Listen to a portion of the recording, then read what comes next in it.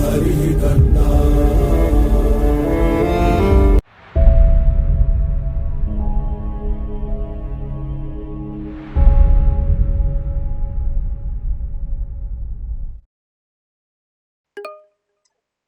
Now it's time to get into data profiling, which is a part of exploratory data analysis. Obviously, once you receive a data set, the first thing that you're gonna do is understanding the profile of the data. So that's what is called data profiling.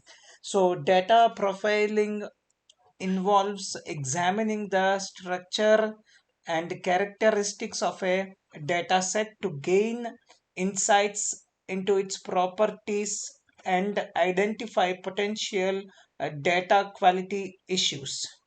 So out of them, the sum of we will see not all but few of those techniques that we will explore under data profiling in this video. So the first one is column names. So column names provide information about the data they represent. So they should be descriptive and intuitive. So by examining column names, you can gain an understanding of the data's content and purpose. So you can see one example on the screen and the code that we have used. Okay, now let's do one example. We'll take up one example in Python. Okay, so let me import pandas first, and yep, import pandas as pd. Let me, yeah, so column names,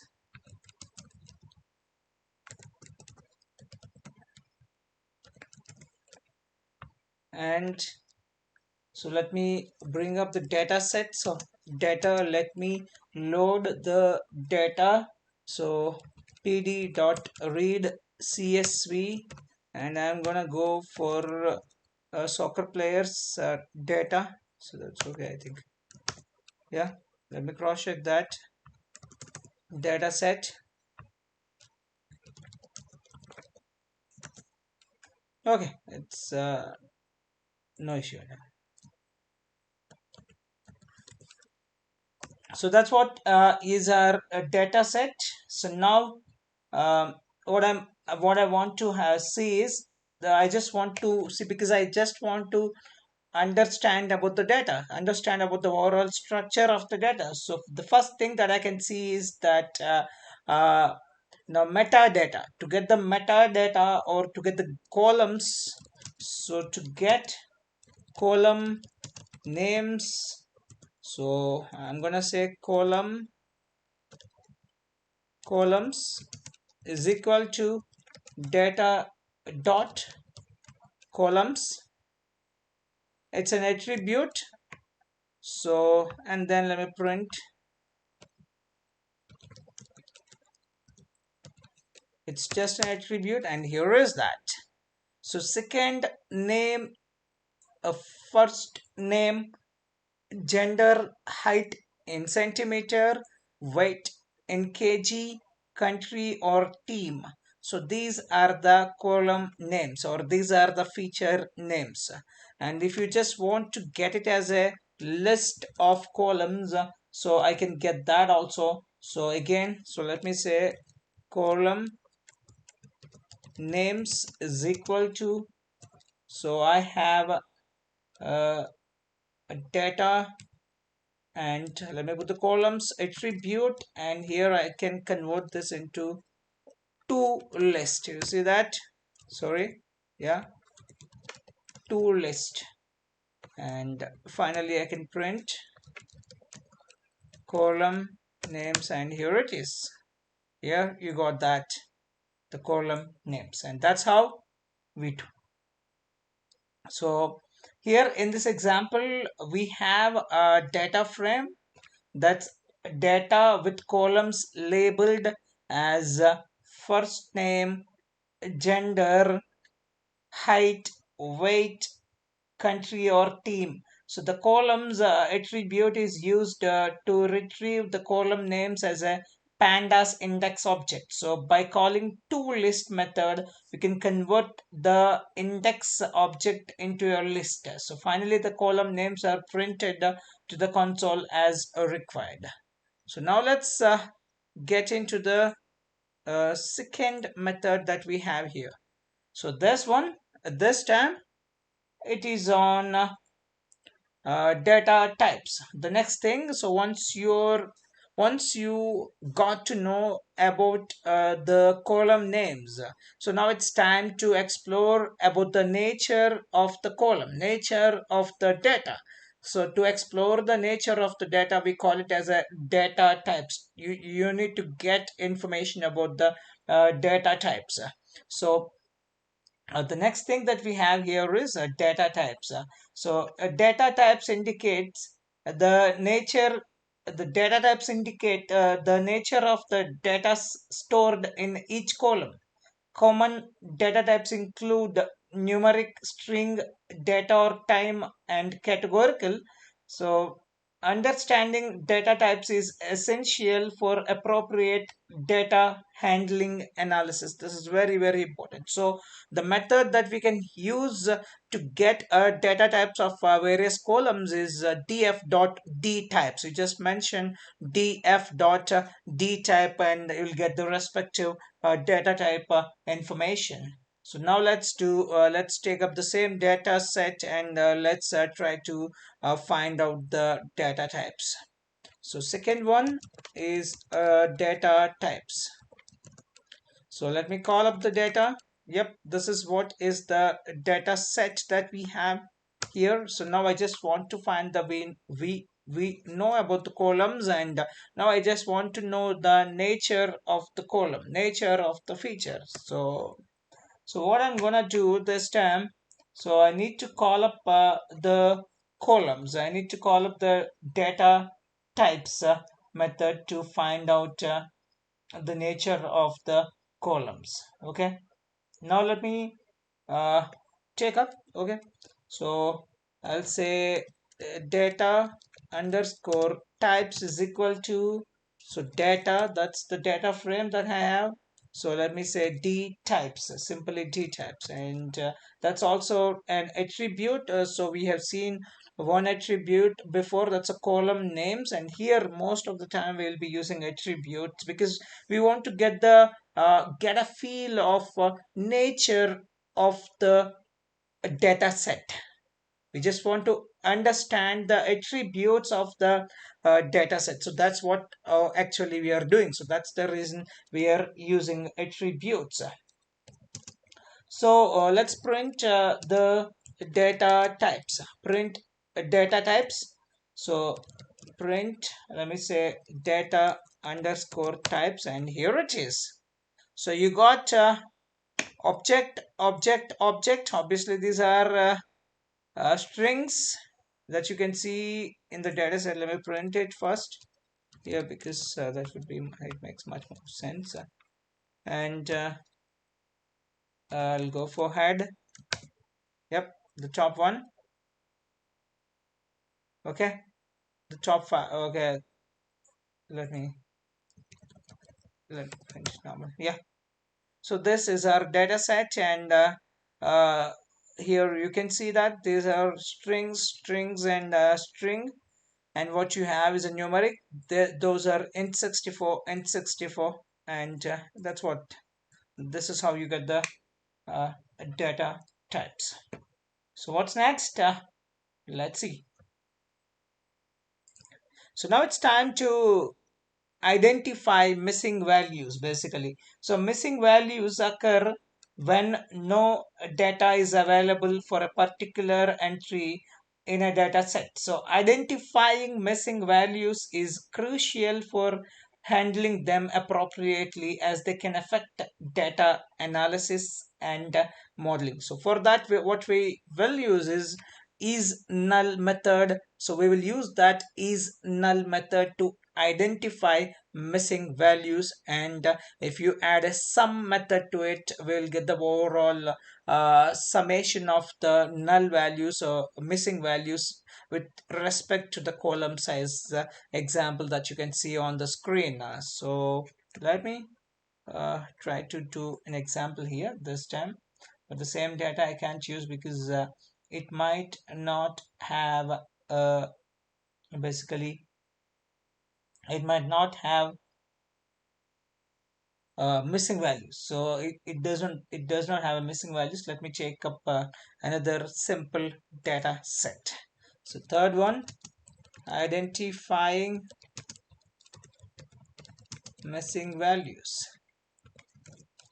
So as usual, pandas has been imported. Now let me import numpy as np and import pandas as pd.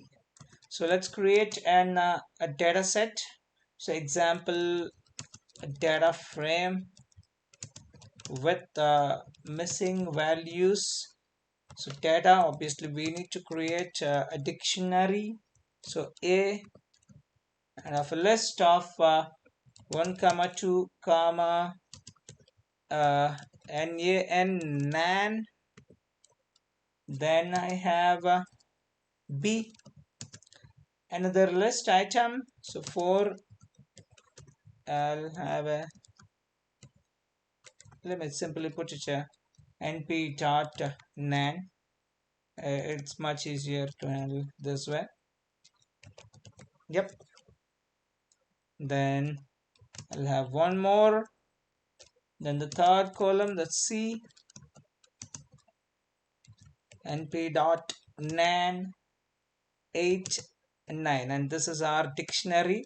Now it's time to convert this dictionary into data frame,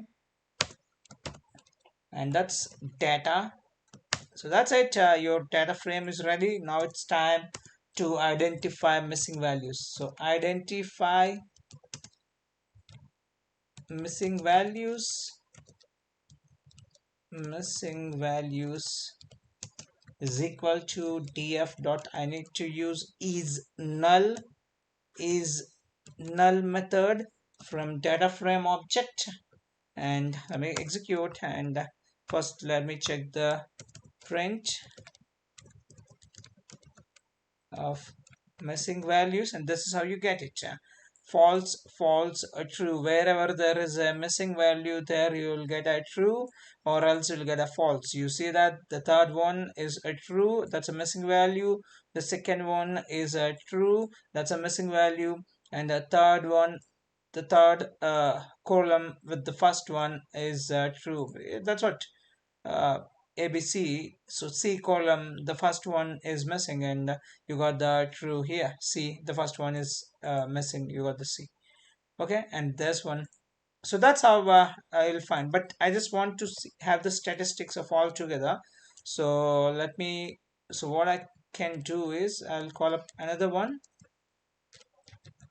Missing values info is equal to df dot is null, and let me sum it up, and let me print missing values info, and here is that. So column A has one missing value, column B has one missing value, and column C has one missing value, and this is the information about the missing values of the data set that we have created, and this is how we identify the missing values. So now let's look into the last one in this, and after that we will go for the other one. So unique values, to find out the unique values. This is very, very important, very, very important. So unique values show the distinct values present in a column. So examining unique values helps in understanding the variability and the distribution of data. So identifying potential duplicates or assessing the cardinality of categorical variables, and to find out the unique, so we can use unique method basically, and then you'll get the unique values. And if you want to get the uh, count of the unique value per the as per the columns, as per the variables inside the data set, then we can use n unique so that will give you this. And if you use a unique, and it will give you the unique values with respect to the column. If you use the n unique, it will give you the number of unique values, the total number of the count of the unique values that it consists of. So that's what we are going to explore now. Come with me. So let me check the fourth one, unique values. So let me check up the data is equals to pandas read CSV, and here it is soccer's player. So let me say data, and we got the data here clearly. So now what I'm gonna do here is um, so we need to find out the unique values with respect to the column first. Okay, let's do one thing. We will we'll get the number of unique values with respect to the column. Then we'll go for the unique values specific. First we'll see the total count of the unique values with respect to the columns, and then we'll see the respective unique values. So n unique, let me execute, and here it is. So the second name has 1433 unique values, whereas first name has 1109 1109 unique values. Gender has only two, that you can easily make out, male and female. Height in centimeters has only 69 unique values. Weight in kg has only 87 unique values, whereas countries or team has 182 unique values. Because okay, 182 countries has been representing players from 182 countries has been representing for the soccer. Okay, so that's what. Now it's time to look with respect to the variable, and we'll see the specific unique values. So data. So let me call upon second name first. Let me see that second name. So unique. So let me give it a unique to this. So here it is. So what we got is our unique values. Obviously we have 1433 unique values with respect to this variable. So now let's move on to the other one. So this time let me look into the first name, and let me give the unique for this again. A unique method. So execute this, and obviously we have around 1109 unique values. So now let me see the gender, and let's try to find out the unique values of this. So unique. So here it is, and we got only two. That's male and men and women. So this is very very important to see the unique values. So then we will directly get into the country or team. So data, let me see the data here, and we got the country. Yep, yeah, here it is. So now let me call a unique method, and let's view, and here it is. And these are the unique values that we have. Specifically countries: Algeria, Italy, Egypt, United Arab Emirates, Spain, Portugal, Colombia, Ethiopia, Jordan, Team GB, Greece, Germany, Syria, Leone, Cook Islands, and Sudan, and many more: Nepal, Guyana, Peru, Grenada. Okay, this is how we find unique values. So now it's time to look into data quality issues and inconsistencies.